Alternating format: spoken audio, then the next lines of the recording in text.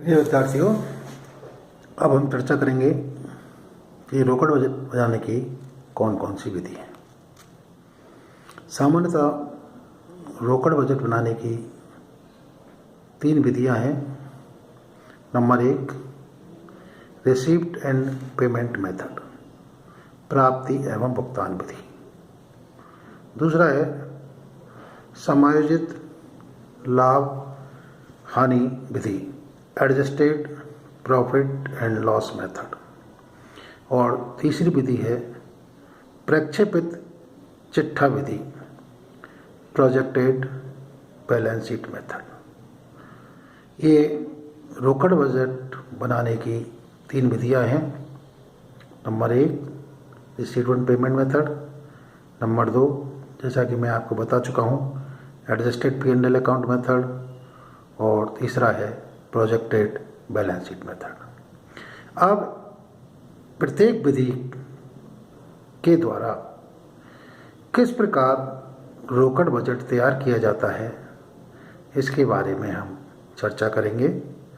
सबसे पहला जो मेथड है, जो विधि है, रिसीप्ट एंड पेमेंट मेथड। इसके अंतर्गत किस प्रकार से बनाया जाता है, ये मैं आपको बताऊंगा।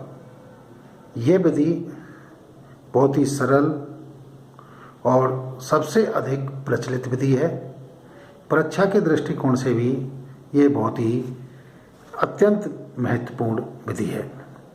इस विधि में एक निश्चित समय अवधि में सभी रोकड़ प्राप्तियों एवं रोकड़ भुगतानों का अनुमान लगाया जाता है। Inflow and outflow of cash. इस विधि के अंतर्गत रोकड़ बजट के लिए आवश्यक सूचनाएं अन्य बजटों से प्राप्त की जाती है। इस विधि में रोकड़ बजट को 2 भागों में बांटा जाता है। नंबर 1, एक भाग में रोकड़ प्राप्तियों की राशि एवं दूसरे भाग में भुगतानों की राशि को दर्शाया जाता है। दो में, जैसा कि मैंने आपको बताया, नंबर 1 कैश रिसिप्ट्स और नंबर 2 है कैश पेमेंट्स। अब कैश रिसिप्ट संस्था के लिए कौन कौन सी हो सकती हैं, कौन कौन से माध्यम हो सकते हैं जिससे कि कैश का भुगतान और कैश की प्राप्ति हो सकती है। तो नंबर 1 तो है व्यावसायिक क्रियाओं से रोकड़ प्राप्तियाँ, cash receive from business operations. इसके अंतर्गत नगद बिक्री, देनदारों से प्राप्त आय, ग्राहकों से प्राप्त अग्रिम राशि आती है।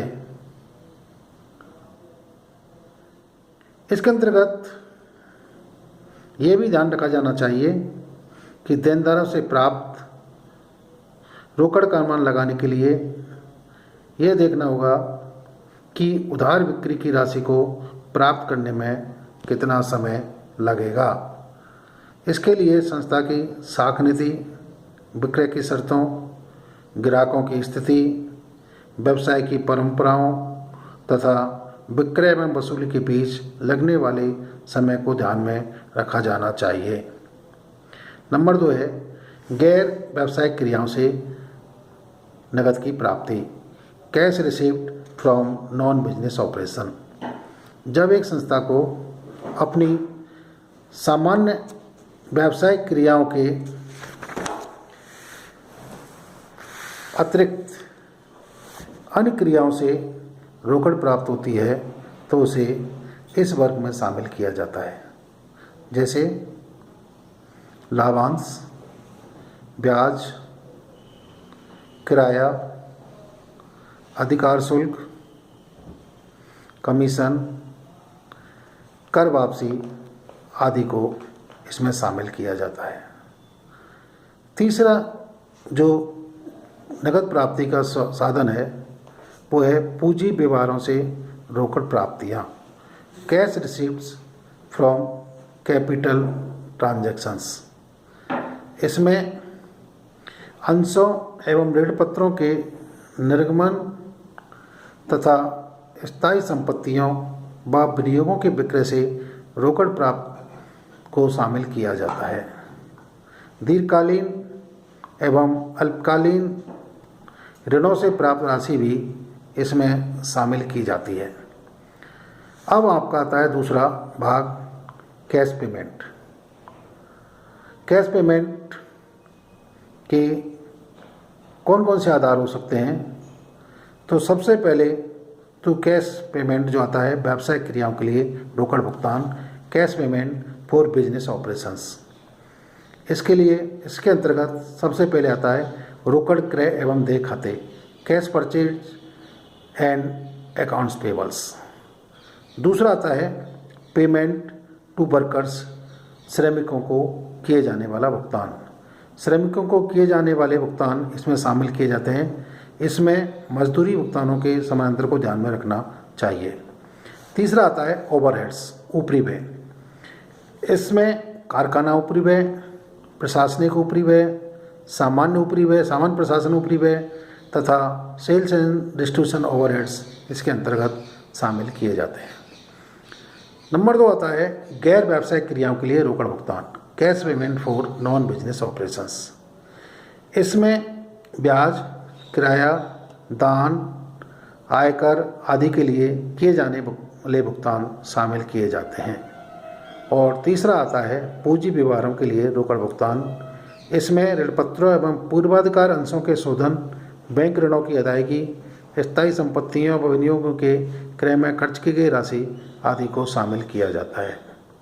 इस प्रकार रोकड़ बजट के प्रथम भाग में प्रत्येक बजट अवधि, जो कि सामान्यतः हर महीने के लिए प्रारंभिक नगद शेष तथा विभिन्न मदों से रोकड़ प्राप्तियों को प्रदर्शित करके उसका योग किया जाता है, जबकि दूसरे भाग में विभिन्न मदों पर किए जाने वाले भुगतानों का योग करके प्राप्तियों के योग में से घटा दिया जाता है। इन दोनों योगों के अंतर बजट अवधि सामान्यतः माह के अंत में रोकड़ स्थिति को प्रदर्शित करता है।